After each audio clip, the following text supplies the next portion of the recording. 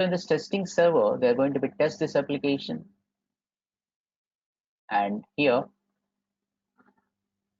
they are going to be maintaining a 2-tier architecture and the 3-tier architecture. Depends upon, again, here the domain of your project. If it is in a banking domain of a project, mostly we'll be adopting the 3-tier architecture. We'll follow the 3-tier architecture.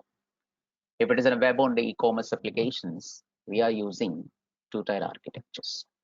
We'll be discussing on what is 3-tier and the 2-tier architectures. Let me explain that 2-tier and 3-tier. I'll give introduction. I'll give you so you have an idea on that. So 2-tier architectures, see here, web server plus app server. It will be on the same server itself and the same layer. And here we have the database DB server. Okay, so this one, this is called 2-tier architecture. This is your 2-tier architecture. Whereas 3-tier architecture is separate layer they will be maintained. That means here we have web server. Next we have application server, DB server. Okay, they will be maintained a separate layer here.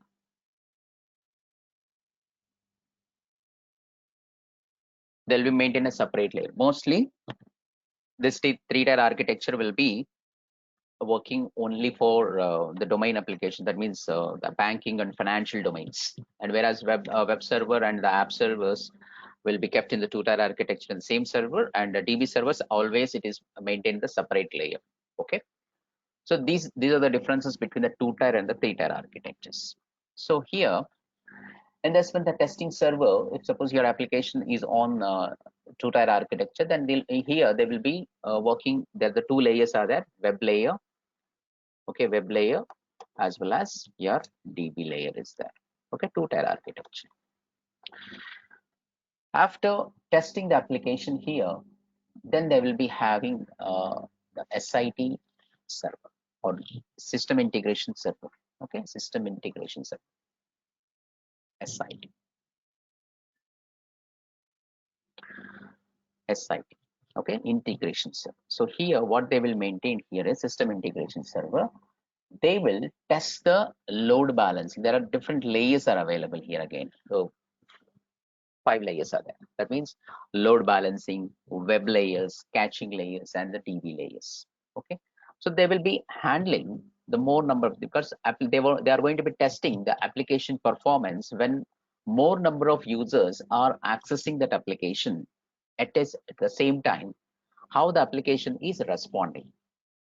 So they are going to be testing here with the different layers here, going with the load balancing, conducting here load balancing.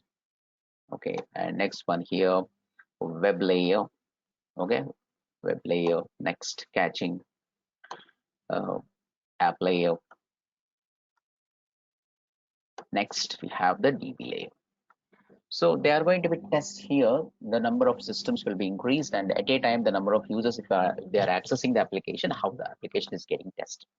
Once this testing has been completed and successfully, then it will be moving to your UAT testing, and many other kinds of testing will be conducting here. So next one, it will be getting into your staging server, staging or the pre-production, staging or pre-prod, staging or pre-production server. So here they'll be conducting the UAT testing as well. They will send the link to your customer, your client, and asking him your application to be getting it tested. So when the users from your client side, when they are testing your application, if it matches the requirements as per they have given the requirements to you people to be developed before the requirement gathering. So if it is matches with the same, then they will send in a confirmation that the application is working as per our requirement. When the project manager is receiving the confirmation mail from your UAT, Then he will start processing of implementation of your application into the production servers. Okay, so he is going to be deploying that one into your, start the process of application deployment into your production service. Okay, fine. Now what happened here is, these are all things earlier we used to do manually. That means getting the code from your GitHub repository and integrating here and build the jar files using the Maven and the other build tools, generating the executable files, deploying into the testing server, and deploying into the SIT staging server and other environments. These are all manually we used to do. That is why earlier we used to developing the projects taking over the years and years. It's taking a lot of time. But now we are living in an era of automation. So this manual process doesn't work now. If you are observing the Paytm applications or any application, any web application or the mobile application, if we are using, very frequently the new features are upgrading. That is the new patch is upgrading once in a month. That is, if you can observe Paytm or Flipkart, any e-commerce applications, if you can observe, a new feature is every month it is upgrading. That much of competency is there in the market. Because always the client should be more competitive and more innovative to capture the users, and whatever the existing users have there, he has to intact them. We should not be moving to the, we should not allow the user to be moving to the other application. It should not be relaxed all the time. It should be, want to give the better and better services to the customer. So how to do all these things in the back end? This is an old approach, but manually fetching the code from your source code management, deploying into your CI servers, and deploying into the testing server, SIT, and other environments in your organization. This is manually earlier we have done. This doesn't work now. So that is why this DevOps implementation is playing a vital role nowadays. DevOps is not a technology, guys. DevOps is not a technology. DevOps is not a language like Java.